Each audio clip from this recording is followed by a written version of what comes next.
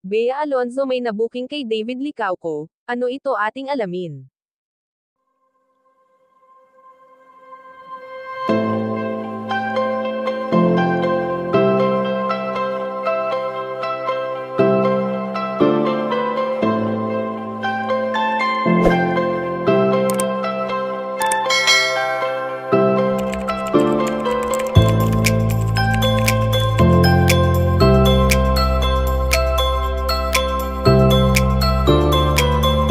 Alam naman natin na marami sa mga artista ang talaga namang nagiging magkaibigan, dahil sa palagi nilang pagsasama-sama sa mga trabahong kanilang ginagampanan.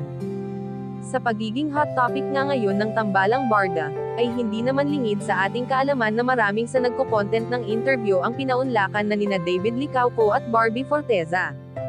Sa naging interview nga ni Boy Abunda sa dalawang magkatambal ay talaga namang marami ang kinilig sa kanilang mga naging sagot para sa isa't isa na walang halong intriga kundi ito ay ang tunay nilang nararamdaman. Matatandaan na nitong nakaraan lamang nang naimbitahan ni Tony Gonzaga ang pambansang ginoo na sa bagong vlog na nailabas nito at hindi talaga nawawala ang tanong patungkol sa kanila ni Barbie Forteza na maging ang TV host na si Tony ay sadyang kinilig sa mga naging sagot ni David Licauco. Subalit sa ngayon nga ay ayon sa aming impormasyon na nakalap na may naibuking si Bea Alonzo kay Ginoo at ito ay talagang nagbigay ng samat-saring komento nang minsan ay napanood ito ng mga netizens.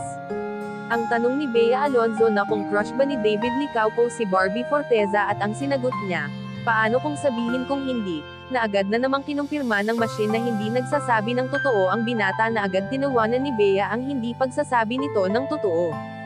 Kayo mga ka-chika anong masasabi nyo dito? Please leave the comment and don't forget to subscribe.